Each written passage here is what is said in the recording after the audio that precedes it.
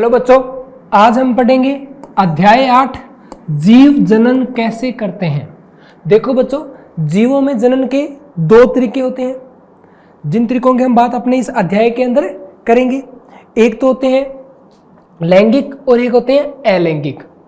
सबसे पहले अपने देखते हैं अलैंगिक के बारे में, यानी कि अलैंगिक जनन कैसे किया जाता है और यह जनन किन जीवों के अंदर या किन पादपों के अंदर होता है। सबसे पहले अपने बात करते हैं एकल जीवों में प्रजनन की विधि, और इसके अंदर सबसे पहले बात करेंगे अपने विखंडन की।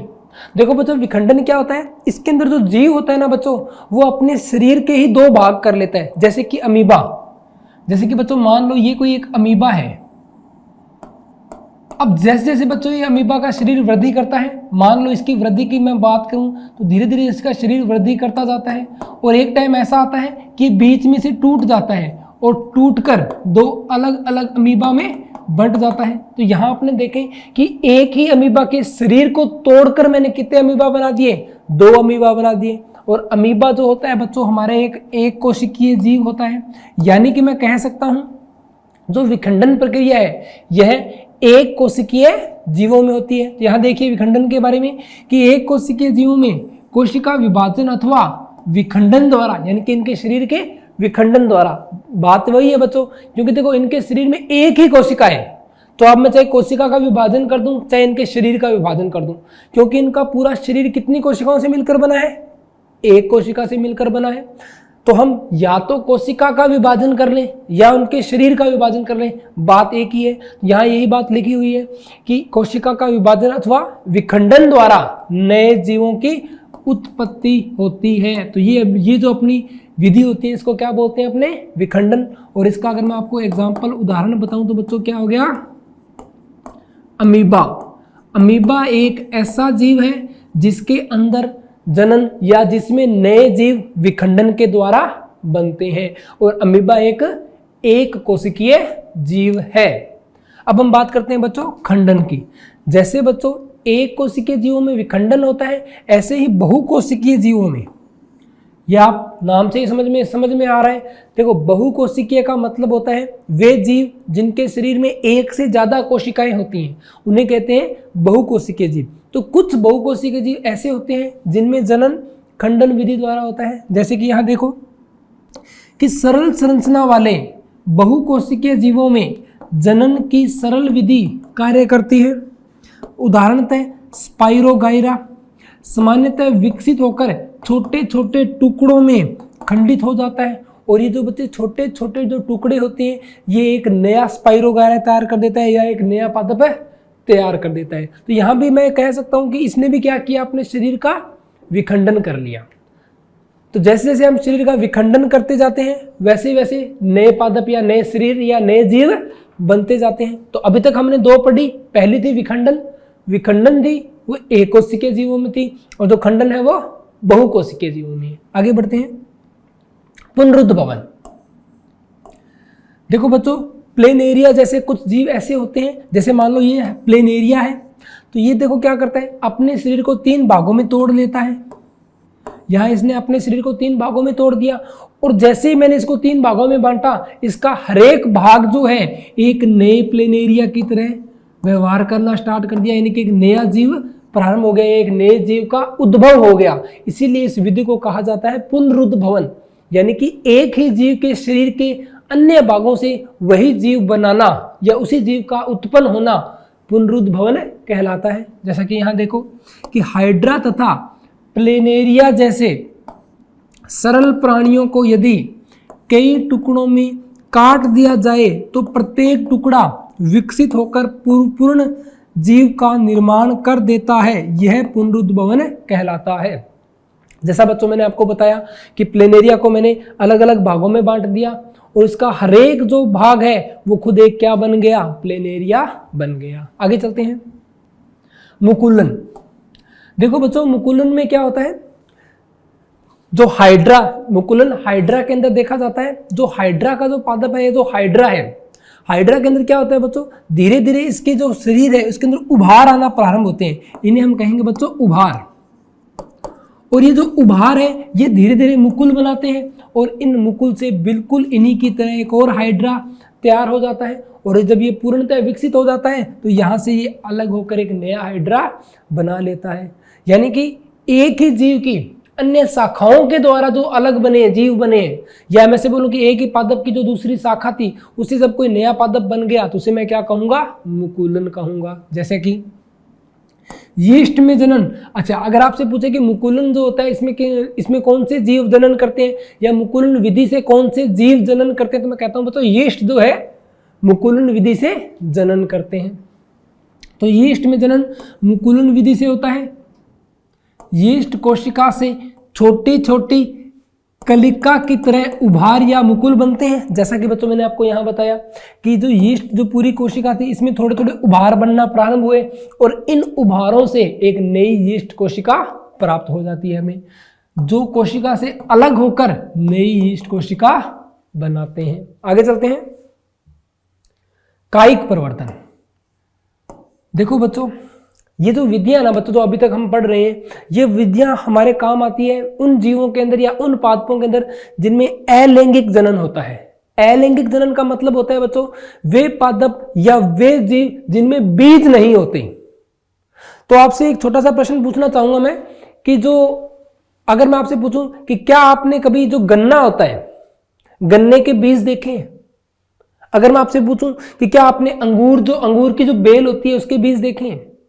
तो बच्चों ये होता क्या है, इनकी कलियां उगाई जाती है। जैसे गन्ने की मैं बात करूं तो गन्ने में बीज नहीं पाया जाता बच्चों, तो गन्ने की जो कलियां होती हैं उन्हीं का रोपण किया जाता है और उन्हीं से नया पौधा प्राप्त होता है। ऐसे ही बच्चों गुलाब की अगर मैं बात करूं, गुलाब का फूल हम क्या करते हैं, गुलाब के पादप से एक छोटी कली को तोड़ते हैं, एक उसकी छोटी शाखा को तोड़ते हैं और उसको जमीन में रोप देते हैं और उसका रोपण कर देते हैं जमीन में। जैसे ही जमीन में रोपण होता है धीरे धीरे वो जो कली होती है वो भी हरी होना प्रारंभ हो जाती है, यानी कि उस कली से ही एक नया पादप बन जाता है। तो इस विधि को बोलते हैं कायिक प्रवर्धन। जैसा कि यहाँ दिखाया गया है कि जो ब्रायोफिल्म जो है इसकी पत्ती देखो, जिसकी पत्ती से नए पादप बनना प्रारंभ हो गए हैं धीरे धीरे, तो ये बच्चों क्या हुआ, कायिक प्रवर्धन ही होता है। जैसा कि हम यहाँ देखते हैं कैसे बहुत से पौधे हैं जिनमें कुछ भाग जैसे जड़, तना तथा पत्तियां उपयुक्त परिस्थितियों में विकसित होकर नया पौधा उत्पन्न करते हैं। जैसा कि मैंने आपको बताया गुलाब हो गया, गन्ना हो गया, बच्चों इनके बीज नहीं पाए जाते, हम सीधा इनकी कलियों का रोपण करते हैं और वहीं से हमें पादप प्राप्त होते हैं।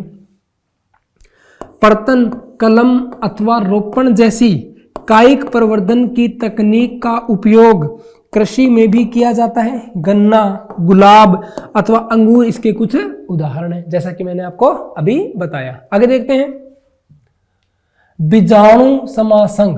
देखो बच्चों बीजाणु क्या होता है, ये जो एक कोशिकीय जीव जो होते हैं उनके या उन पादपों के अंदर एक दृढ़ यानी कि एक मजबूत कोशिका पाई जाती है जिसे अपने क्या कहते हैं, बीजाणु कहते हैं। देखिए कम विकसित पौधों में दृढ़ आवरण वाली विशेष एक कोशिक रचनाएं पाई जाती हैं जिन्हें हम क्या कहते हैं, बीजाणु। और ये जो बच्चों एक कोशिक रचनाएं जो है ना, जब इन्हें अनुकूल परिस्थितियां मिल जाती हैं, यानी कि ऐसी परिस्थितियां जिसमें ये पनप सकें, जिसमें ये सांस ले सकें, जिसमें अपना भोजन बना सकें, जैसे ही इन्हें ऐसी परिस्थितियां प्राप्त होती हैं ये अपने आप में विकास करना प्रारंभ कर देती हैं। यह प्रतिकूल वातावरण में सुरक्षित रहते हैं, यानी कि अपने आप को ढक कर रखते हैं जब तक इनके प्रतिकूल वातावरण है। जैसे ही अनुकूल परिस्थितियां आती है या आने पर अंकुरित होकर नए पादप बनाते हैं। नीचे बता रखा है बच्चों अलैंगिक जनन के द्वारा। देखो अलैंगिक जनन जो होता है ना बच्चों, इसके अंदर जो पादप आते हैं या जो जीव आते हैं, मेनली अपने पादपों की बात करेंगे। अलैंगिक जनन के अंदर जो पादप आते हैं इनके अंदर बीज नहीं पाए जाते, यानी कि ये पादप बीजों के द्वारा अंकुरित नहीं होते। ऐसे सभी पादप जिनमें बीज नहीं पाए जाते उनमें जो जनन होता है वो कौन सा होता है, अलैंगिक जनन। इसके बाद अपने लैंगिक जनन पढ़ेंगे। लैंगिक जनन के अंदर जितने भी पादप या जीव जो आते हैं उनके अंदर जो पादपों का विकास होता है वो होता है बीज के द्वारा। अब बीज की अलग अलग स्थितियां मैंने आपको पिछली कक्षाओं में पढ़ा रखी है, जैसे कि एंजियोस्पर्म हमने पढ़ा था, जिम्नोस्पर्म हमने पढ़ा था। तो ये बीज की अलग अलग स्थितियां थी। एंजियोस्पर्म के अंदर नग्न बीज आते हैं, यानी कि बीज बाहर दिखाई देते हैं, जबकि जिम्नोस्पर्म में बाहर दिखाई नहीं देते। आगे बढ़ते हैं। अब हम देखते हैं लैंगिक जनन। जैसा कि बच्चों मैंने आपको बताया कि वे पादप जिनमें बीज उपस्थित होते हैं वे क्या करते हैं, लैंगिक जनन करते हैं। इनमें अब सबसे पहले देखते हैं पुष्पी पौधों में लैंगिक जनन, यानी कि वे पौधे जिनमें पुष्प पाए जाते हैं वे कैसे जनन करते हैं। जैसा कि आपने देखा होगा बच्चों, खेतों में सरसों होती है तो सरसों का फूल बनता है, तो जो फूल होते हैं फूल के अंदर क्या पाए जाते हैं, इनके लैंगिक अंग पाए जाते हैं, जिनकी हम यहां बात करेंगे। आवर्तबीजी यानी कि एंजियोस्पर्म। आवर्तबीजी मतलब वे पादप जिनमें बीज पाए जाते हैं। आवर्तबीजी या एंजियोस्पर्म के जननांग पुष्प में अवस्थित होते हैं, यानी कि इनके जो जनन करने वाले अंग होते हैं वो कहाँ होते हैं, इनके पुष्प के अंदर उपस्थित होते हैं। पुंकेसर एवं स्त्री केसर पुष्प के जनन भाग होते हैं। बच्चों इस पुंकेश्वर को तो नर भाग बोला जाता है। अगर मैं पुंकेश्वर की बात करूं तो ये तो होता है नर भाग, जबकि इसके स्त्री केसर की बात करूं तो ये होता है मादा भाग। अब बच्चों होता क्या है, पराग कण पाए जाते हैं इनमें। अगर मैं पुंकेश्वर की बात करूं, पुंकेश्वर के अंदर पाए जाते हैं पराग कण। इन पराग कणों का पुंकेश्वर से मादा के स्त्री केसर तक पहुंचना ही क्या कहलाता है, परागण कहलाता है, या मैं ऐसे बोलूं कि जनन कहलाता है। और इस परागण के कारण ही बीज बनते हैं। अब इस परागण की बच्चों अलग अलग विधियां होती हैं। कुछ पादप ऐसे होते हैं जो वायु द्वारा परागण करते हैं, कुछ पादप ऐसे होते हैं जो मिट्टी द्वारा परागण करते हैं, कुछ जल द्वारा परागण करते हैं। इसका सबसे बढ़िया एग्जांपल होता है बच्चों हमारे खेतों में जो सरसों बन रही है। अब बच्चों कुछ पादप जो होते हैं वो मधुमक्खियों के द्वारा परागण करते हैं। जैसे कि मधुमक्खी एक किसी भी फूल के पुंकेश्वर पर बैठी, जैसे ही वो पुंकेश्वर पर बैठेगी वहां से जो परागकण होते हैं उस मधुमक्खी के पैरों में चिपक जाते हैं। वहां से उड़कर जब वह दूसरे पुष्प के ऊपर जाती है और दूसरे पुष्प के अंदर जो वो परागकण होते हैं वो इसके स्त्री केसर तक पहुंच जाते हैं। तो एक तो बच्चों ये विधि होती है पराग की मधुमक्खियों द्वारा। अब आप सोचो कि क्या एक बहुत बड़े खेत के अंदर मधुमक्खियों के द्वारा परागकण संभव है? ऐसा कब तक संभव हो सकता है कि एक यहां से उड़े यहां जाए, यहां से यहां से यहां? ऐसा नहीं होता। तो कुछ जो पादप होते हैं वो वायु द्वारा भी परागण करते हैं। जैसे कि हवा चलती है तो वे पादप आपस में टकराते हैं और इन टकराने के कारण ही पुंकेसर से परागकण स्त्री केसर तक पहुंच जाते हैं। बस जैसे ही परागकण स्त्री केसर तक पहुंचे जनन की प्रक्रिया प्रारंभ हो जाती है। आगे बढ़ते हैं।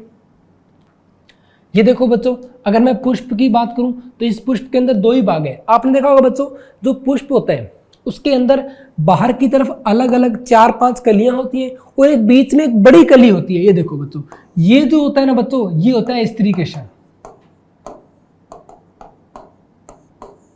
यानी कि मादा भाग। अगर अपन इसको बोले तो मादा भाग बोल सकते हैं। इसके अलावा जो आपको दिखाई दे रहे हैं ये होते हैं पुंकेश्वर, यानी कि नर भाग। पुंकेश्वर यानी कि नर भाग। अब इस पुंकेश्वर से यहां तक परागकण का पहुंचना ही क्या था, जनन था। तो ये क्या हो गया बच्चों, इसके मादा और नर भाग। जैसे कि यहां देखो कि जब पुष्प में पुंकेसर यानी कि मादा भाग एवं स्त्री केसर में से कोई एक जननांग उपस्थित होता है तो पुष्प एक लिंगी कहलाता है। देखो बच्चों, कुछ पुष्प ऐसे भी होते हैं जिनमें एक ही उपस्थित होता है, यानी कि आपस में एक साथ खुद के अंदर ही अंदर परागण नहीं कर सकते। उन्हें दो अलग अलग पुष्पों की आवश्यकता होगी। एक ऐसा पुष्प जिसमें नर भाग हो, एक ऐसा पुष्प जिसमें मादा भाग हो। जब वे दोनों परागण के द्वारा, परागण की कोई भी विधि हो सकती है बच्चों, परागण के द्वारा जब एक से दूसरे तक पहुंचेंगे तभी जाकर उनमें क्या होगा, जनन होगा। तो ऐसे पादप जिनमें सिर्फ एक ही भाग उपस्थित हो, एक लिंगी, जैसे कि पपीता व तरबूज। जब पुष्प में पुंकेसर है स्त्री केसर दोनों उपस्थित होते हैं, जैसे कि गुड़हल, सरसों, तो उन्हें उभयलिंगी पुष्प कहे जाते हैं। उभयलिंगी यानी कि मादा व नर दोनों भाग उपस्थित हों। पुंकेसर नर जननांग है जो परागकण बनाता है। मेनली काम बच्चों परागकण का ही है। जैसे अगर मैं अपनी बात करूं मानव की, तो मानव के अंदर जो नर होता है उसका जो काम होता है वो होता है शुक्राणुओं का निर्माण करना। ये शुक्राणु जैसे ही मादा भाग के पास पहुंचते हैं तो प्रजनन या जनन की क्रिया संपन्न हो जाती है।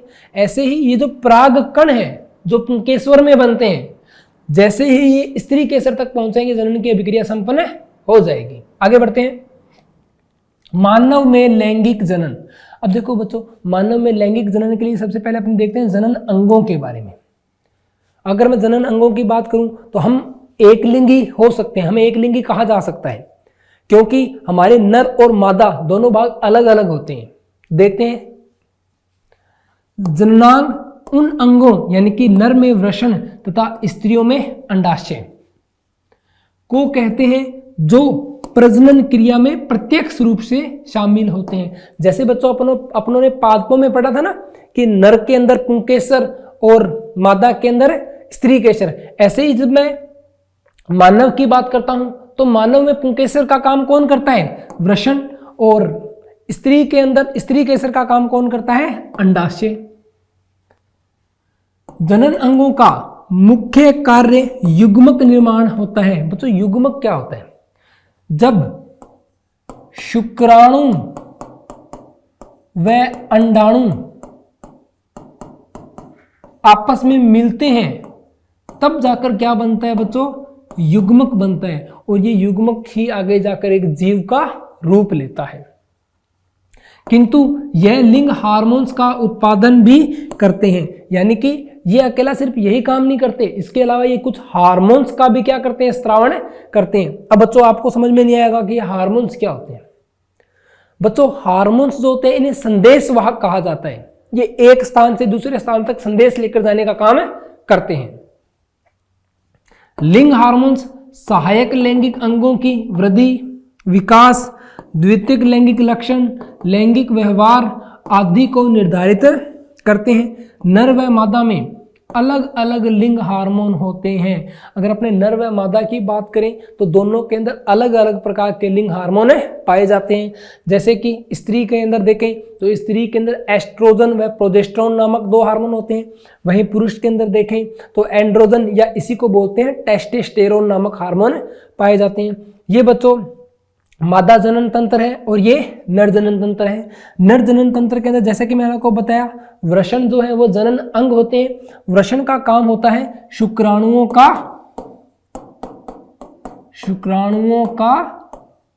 निर्माण करना, शुक्राणुओं का निर्माण करना। वहीं महिला के अंदर जो जनन अंग होता है बच्चों वो होते हैं अंडाशय ग्रंथियां। अंडाशय ग्रंथियों की संख्या होती है बच्चों 2 और इन अंडाशय ग्रंथियों का काम होता है अंडाणुओं का निर्माण करना। जैसे ही अंडाशय ग्रंथि अंडाणु का निर्माण कर देती है, यहां से अंडाणु निकल कर आते हैं बच्चों फैलोपियन ट्यूब यानी कि अंडवाहिका के अंदर। और जो शुक्राणु जो होता है ना बच्चों वो योनि के रास्ते ग्रीवा से होते हुए गर्भाशय में पहुंचता है और गर्भाशय में पहुंचने के बाद ये आता है फैलोपियन ट्यूब के अंदर।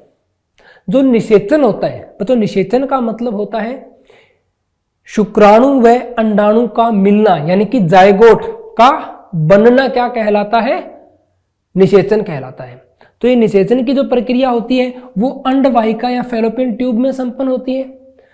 निषेचन की क्रिया संपन्न होने के बाद जो अंडाणु होता है वो यहां से निकल कर आता है बच्चों गर्भाशय के अंदर और गर्भाशय की दीवारों पर आकर चिपक जाता है। आगे चलते हैं, अब पढ़ते हैं नर हार्मोन्स। जैसा कि मैंने आपको बताया कि जो नर जनन अंग होते हैं या मादा जनन अंग होते हैं इनका एक और प्रमुख कार्य होता है हार्मोन्स का स्त्रावण करना। इनके प्रमुख कार्य हमने देख लिए, जैसे कि नर जो जनन अंग था उसका प्रमुख कार्य था शुक्राणुओं का निर्माण करना। ऐसे ही मादा जनन अंग का प्रमुख कार्य था अंडाणुओं का निर्माण करना। इसके अलावा अगर मैं बात करूं तो जो नर जनन या मादा जनन अंग जो होते हैं ये दोनों के दोनों हार्मोन्स का स्त्रावण करते हैं। मैं पहले पढ़ता हूं नर हार्मोन्स के बारे में। जैसा कि मैंने आपको बताया जो नर हार्मोन होता है उसे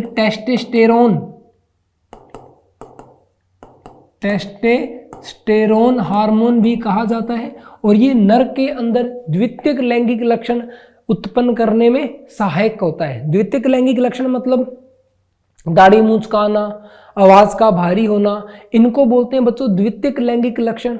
और प्राथमिक लैंगिक लक्षण जो होते हैं वो होते हैं बच्चों जननांगों का विकसित होना। नर हार्मोन्स की बात करें, एंड्रोजन या टेस्टोस्टेरोन एक ही बात है बच्चों। टेस्टोस्टेरोन को ही क्या बोला जाता है? एंड्रोजन बोला जाता है। नर में उदर गुहा के बाहर वृषण कोश में एक जोड़े वृषण स्थित होते हैं। बच्चों जो वृषण जो होते हैं वो वृषण कोश के अंदर स्थित होते हैं और ये हमारे शरीर से बाहर होते हैं। क्योंकि देखो बच्चों हमारे शरीर का जो तापमान होता है वो ज्यादा होता है, या मैं आपको बताऊं हमारे जो शरीर का तापमान है बच्चों वो लगभग 38 डिग्री सेल्सियस के आसपास रहता है। इतने टेम्परेचर के ऊपर हमारे वृषण कोश शुक्राणुओं का निर्माण नहीं कर पाते, तो इस तापमान को कम रखने के लिए जो हमारे वृषण कोश होते हैं वो हमारे शरीर से बाहर होते हैं, वृषण स्थित होते हैं। नरों में वृषण प्राथमिक लैंगिक अंग होते हैं, अतः यह अंतःस्रावी ग्रंथि के रूप में भी कार्य करते हैं। बच्चों अंतःस्रावी ग्रंथि जो होती है ना वो हार्मोन्स का स्त्रावण करती हैं, यानी कि वे ग्रंथियां जो हार्मोन्स का स्त्रावण करती हैं उन्हें हम क्या कहते हैं? अंतःस्रावी ग्रंथियां। नर हार्मोन इन्हीं अंतराली कोशिकाओं वृषण कोशिकाओं के अंदर पाई जाती हैं। अंतराली कोशिकाएं उनकी बात कर रहे हैं बच्चों हम, में स्थापित होते हैं, जिनमें प्रमुख नर हार्मोन है टेस्टोस्टेरोन या एंड्रोजन एक ही बात है। टेस्टोस्टेरोन को पुरुष विकास हार्मोन भी कहा जाता है। आगे बढ़ते हैं, मादा हार्मोन्स। देखो बच्चों जो मादाएं होती हैं वो दो प्रकार के हार्मोन का स्त्रावण करती हैं। एक है एस्ट्रोजन, यह एस्ट्रोजन हार्मोन जो होता है वो महिलाओं में द्वितीयक लैंगिक लक्षणों के लिए उत्तरदायी होता है। द्वितीयक लैंगिक लक्षण यानी कि रजोधर्म का प्रारंभ होना, आवाज का पतला होना, स्तनों का विकास होना, ये सभी कहलाते हैं बच्चों एस्ट्रोजन यानी कि द्वितीयक लैंगिक लक्षण। और ये किसके कारण आते हैं? एस्ट्रोजन हार्मोन के कारण आते हैं। कोर्टेक्स में, अच्छा बच्चों ये कोर्टेक्स जो है ये गर्भाशय की एक स्थिति होती है जिसे अपने कोर्टेक्स कहते हैं, यानी कि जब तक निषेचन की प्रक्रिया संपन्न नहीं होती तब तक जो गर्भाशय है उसकी स्थिति को बोला जाता है कोर्टेक्स। तो कोर्टेक्स में कई छोटी छोटी अंडपुटिकाएं पाई जाती हैं जो इस वृंजस का रक्त में श्रवण करती है। यह नारी विकास हार्मोन कहलाता है क्योंकि यह नारी के लैंगिक लक्षणों तथा सहायक जननांगों के विकास को प्रेरित करता है। आगे देखते हैं, प्रोजेस्टेरोन या प्रोजेस्टेरोनल हार्मोन, इसे ही कहते हैं बच्चों प्रोजेस्टेरोन हार्मोन। एक ही बात है बच्चों, प्रोजेस्टेरोन हार्मोन, क्योंकि इसके अंदर हम बेसिकली दो हार्मोन काउंट करते हैं, मेनली ये यही होता है। जैसे कि अंडाशय में पाई जाने वाली कोशिकाओं का समूह पिंड या ग्रंथि कहलाती है। ल्यूटिनाइजिंग हार्मोन, ये जो ल्यूटिनाइजिंग हार्मोन है ना बच्चों, इसका बेसिकली जो स्त्रावण जो है वो किया जाता है पीयूष ग्रंथि द्वारा। इस हार्मोन के स्त्रावण के द्वारा ही जो हमारी पीयूष ग्रंथि होती है, जो हमारे ब्रेन या हमारे मस्तिष्क के अंदर पाई जाती है, यह हमारे जननांगों को या मादा जननांगों को नियंत्रित रखती है। ल्यूटिनाइजिंग हार्मोन अंडाशय से अंडोत्सर्ग को प्रेरित करता है। आगे देखते हैं बच्चों, प्रोजेस्टेरोन हार्मोन प्रमुख है। अगर मैं इसमें बात करूं महिलाओं के अंदर तो सबसे प्रमुख जो हार्मोन है वो है प्रोजेस्टेरोन हार्मोन। प्रोजेस्टेरोन हार्मोन का स्त्रावण कार्पस लूटियम से ही होता है। देखो बच्चों कार्पस ल्यूटियम जो है वो भी एक गर्भाशय की स्थिति है और ये जो स्थिति है वो निषेचन के बाद की स्थिति होती है। यह हार्मोन गर्भाधारण के लिए आवश्यक अनेक लक्षणों के विकास को प्रेरित करता है। मादाओं में एक जोड़ा अंडाशय उदर गुहा में पाया जाता है। जैसा कि मैंने आपको पहले बताया था कि मादाओं में एक जोड़ी अंडाशय ग्रंथियां पाई जाती हैं, जबकि पुरुषों में एक जोड़ी वृषण ग्रंथियां पाई जाती हैं। आगे बढ़ते हैं, मादा में अंडाशय प्राथमिक लैंगिक अंग होता है। जैसे कि नर में वृषण था, ऐसे ही मादाओं में अंडाशय होता है जो अंतःस्रावी ग्रंथि के रूप में भी कार्य करता है। हमें पता है अंतःस्रावी ग्रंथि के रूप में कार्य करता है, इसीलिए हार्मोन का स्त्रावण करता है। गर्भाधारण के सभी परीक्षणों का आधार स्त्री के मूत्र में HCG, बच्चों HCG का मतलब होता है ह्यूमन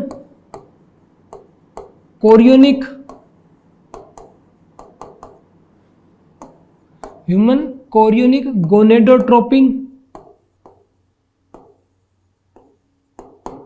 हार्मोन HCG, मानव कोरियोनिक गोनेडोट्रोपिन हार्मोन HCG। बच्चों जब क्या होता है, देखो जब निषेचन की प्रक्रिया संपन्न हो जाती है ना, तो संपन्न होने के बाद जो निषेचित अंडा है, या मैं ऐसे बोलूं कि जो भ्रूण है, वो भ्रूण अपनी माता से एक नाल के द्वारा जुड़ा रहता है जिसे हम गर्भनाल कहते हैं। और बच्चों ये जो गर्भनाल है ना, ये एक हार्मोन का स्त्रावण करती है जिसे हम HCG कहते हैं। यानी कि HCG हार्मोन का स्त्रावण कब होगा, जब भ्रूण का विकास हो चुका होगा, यानी कि भ्रूण का निर्माण हो चुका होगा। तो जो गर्भाधारण टेस्ट जो होते हैं उन्हीं में यही देखा जाता है कि अगर मूत्र के अंदर HCG हार्मोन का स्त्रावण हो रहा है, यानी कि गर्भाधारण हो चुका है, तो उसके जो जांच जो होती है, जांच में HCG हार्मोन देखा जाता है, उपस्थित होना है। तो बच्चों इसी के साथ ये हमारा अध्याय यही समाप्त होता है। इस अध्याय के अंदर हमने देखा कि कैसे पादप या जीव जो होते हैं लैंगिक और अलैंगिक जनन करते हैं। अलैंगिक जनन के अंदर हमने देखा था कि वे पादप जिनमें बीज नहीं होते वो होते हैं अलैंगिक जनन करते हैं, और जिनमें बीज उपस्थित होता है वे लैंगिक जनन करते हैं। इसके बाद हमने जो मानव है, मानव के अंदर जनन देखा, मानव के जननांगों के बारे में जाना, उनके हार्मोन्स के बारे में जाना।